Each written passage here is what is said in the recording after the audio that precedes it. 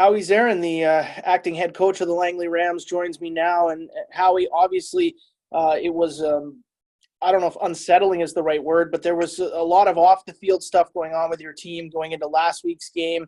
The result showed positively. How did you like the way your team reacted to all the possible distractions going on there last week? Well, as far as reacting to all the off the field stuff, I thought our team did a very good job. But unfortunately, it took a little bit away from on the field production. And, defensively, we came out and played very well. Offensively, we sputtered in spots. But, it's a long season, and sometimes you have those games. Defensively, I've always been really impressed with this Langley team. I think you guys get after the quarterback really well. I think it was 3 sacks last week against Kamloops. Is that going to be a piece that you guys really hang your hat on, of being that really just shut down nasty defense through the rest of this season? Well, you know what they say, your team is what your coach is. And if anybody watched Marvin Pope back in the 1960s, they would realize that that's how he played the game, right? Or was it the 90s Marvin played in? I can't remember. Well, there's a big difference between the 60s and the 90s, I'll tell you that. So I'll leave that between you and him to sort out. Hey, I don't know if I'd want to get on the wrong side of that man. He's all bark, no bite. He's a softie. Okay. He's a softie, Dom. Well, he's got a hell of a bark, I'll tell you that, man. You talked about offensively having some stalling issues, and I think, even the game that I saw Langley play against Nanaimo, that was part of it. The offense looked dynamic at times and really struggled at others. How concerning is that consistency level, or do you think it's something you guys can sort of work through and solve as we hit playoff time here? Well, I think it's the biggest question mark is consistency on offense. I mean, like you said, when we're clicking on all cylinders, we can't be stopped. But then we can't get out of our own way, too, at times. Max Joseph had a pretty light day. Was that sort of by design, maybe give those feet a little rest? Yes and no. We have another great back in Joe Carter, so we want to get him a few more touches. And we're still trying to work Vincent in. Vincent's a great athlete. He's just he seems to be a step behind as far as knowing the playbook, but he's catching up. So we just wanted to make sure all 3 guys got some work, and also Max got some work at returning as well as receiver. I talked to Coach Snoop about this, but I haven't talked to you about it. That game in Nanaimo in week 3, craziest fourth quarter I've maybe ever seen. What was it like being on the sidelines and sort of watching that comeback develop and watching what happened to your team play out there?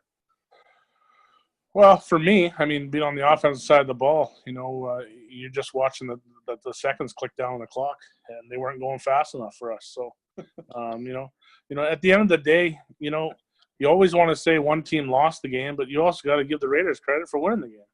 It's always easy to blame your own team for this or that, but you also got to give the other squad some credit. Yeah. So what comes forward from that game? Is there anything you guys will bring out of that, or is it flushed? Absolutely nothing. It was so long ago, and as far as we're concerned, we're just focused on this week and playing 60 minutes of football. What do you see from the Raiders? What are some focuses when you approach that team? Well, offensively, you know what? They've got a very balanced attack. They've got a great running back in Williams. The quarterback, Jake's obviously a hell of a thrower, and they got some dynamic receivers, They have two for sure anyway, all-stars up front on their own line. So, like I said, they're very balanced on offense, and they're very explosive. Defensively, I don't think they're a big defense, but, I mean, they fly around with the ball, and they play a sound defense. Do you think, based on looking at the standings, the schedules, breaking it all out, educated guess, the Okanagan Sun have the inside track to first place here? Absolutely. They got Kamloops and the Rebels left. The only thing is if the Rebels beat the Huskers this weekend, the Rebels have to win that last game in Kelowna. And, whether it's Coach Beatty or now Coach JC, the Rebels aren't going to lay down and die. So, one thing that I've learned this year about the BCFC is don't ever think that something's going to happen, because if you do, it isn't. Yeah, I've looked pretty stupid a number of weeks, Howie. I mean, it is crazy this year. Yeah, it is. 1 to 5, it's an absolute coin flip. I think pretty much, if you look at the schedule, I think everybody either split or maybe won 2 tight games or whatever the case may be. But I would say 1-5 is pretty balanced, and it's great for the league. Do you think the fact that the Raiders had such a tough showing, really a poor showing on a lot of accounts against the Sun last week at home, does that maybe change their outlook coming into this game? I mean, do you expect sort of a real riled-up group? Well, I think the one thing you got to realize with the Raiders is they always seem to play games tough when they need to play them tough, you know. So they've had 2 bad games in a row. So we expect Coach Hawk and the rest of his crew to be coming into Langley this weekend, and we expect their best performance. I've seen this chatter. I've said it myself. I wanted to ask you too. Coach of the Year award, is it Bob Reese? Is that a no-brainer? No-brainer whatsoever. You know, but I mean, you're talking to a guy who's done what Bob's – well, I haven't done what Bob's doing because Bob did a better job than I could, but I had to do what Bob's doing, and it's not easy, you know. Yeah.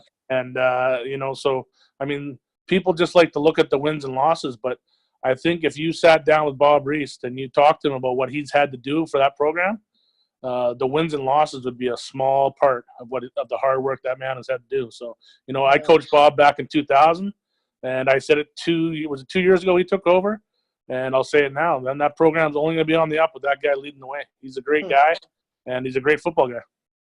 Howie, I appreciate your time, your insight. Not a lot of guys have the finger on the pulse like you do around this league, so thanks for this. All right, Dom, thank you.